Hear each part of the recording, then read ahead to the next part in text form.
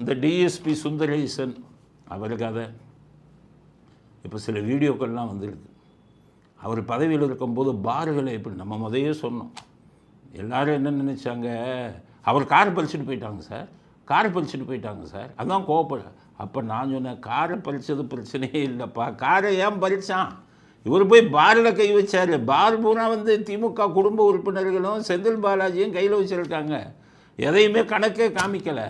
ஒவ்வொரு நாளைக்கு கலெக்ஷன் போயிட்டு இருக்கு. அந்த பாரில் போய் அதை விற்காத இதை விற்காத இதெல்லாம் எடுணுன்னோன்னா அரசியல்வாதி விடுவானா? அதனால தான் இவரை பண்ணா, மேலதிகாரிகள்கிட்ட சொல்லி பண்ணனான்னு சொன்னோம். இப்போ அது உறுதியாகிருக்கு. இப்போ அவர் பதவியில் இருக்கும்போது இந்த வீடியோ பாருங்கள், எல்லா பார்களுக்கும் போய் செக் பண்ணுறாரு.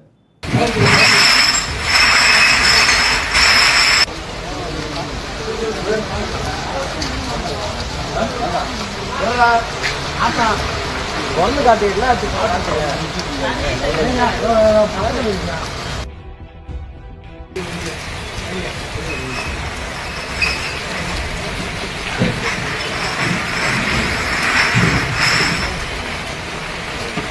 உடனே அவங்கிறது சொல்லிட்டான் சார், இந்த டிஎஸ்பி பாரை செக் பண்ணுறான் சார். உடனே செந்தில் பாலாஜி ஸ்டாலின்ட்டு சொல்லிட்டாரு, என்னங்க பாரெல்லாம் போய் கை வச்சுக்கிட்டு இருக்காரு.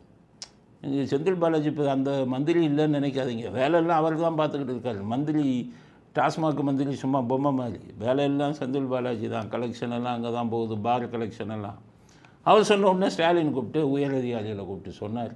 அதில் தான் அவளை கதை வந்ததுன்னு சொன்னான். இப்போ இந்த வீடியோ ப்ரூவ் பண்ணுது, எல்லா பாரையும் போய் அடிக்கிறாரு. சரி, இப்போ இதை சஸ்பெண்ட் பண்ணிட்டாங்க, எல்லாம் முடிச்சுட்டா இப்போ என்ன ஆகுது?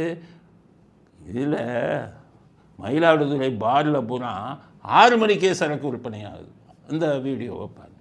மயிலாடுதுறை டிஎஸ்பியாக இருந்த சுந்தரேசன் பணியிடை நீக்கம் செய்யப்பட்ட நிலையில் சித்தர்காடு டாஸ்மாக் அருகே காலை 6 மணியிலிருந்தே திறந்த வெளியில் மது விற்பனை கடைகட்டி உள்ளதாக குற்றச்சாட்டு எழுந்துள்ளது.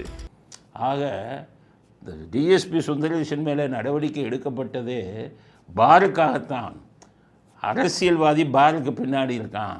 இதற்கு பின்னாடி இவருடைய இத்தனை பிரச்சனைக்கு பின்னாடி அரசியல்வாதி தான் இருக்கிறான் அப்படிங்கிறது இப்போ வெளியில் வந்துடுச்சு.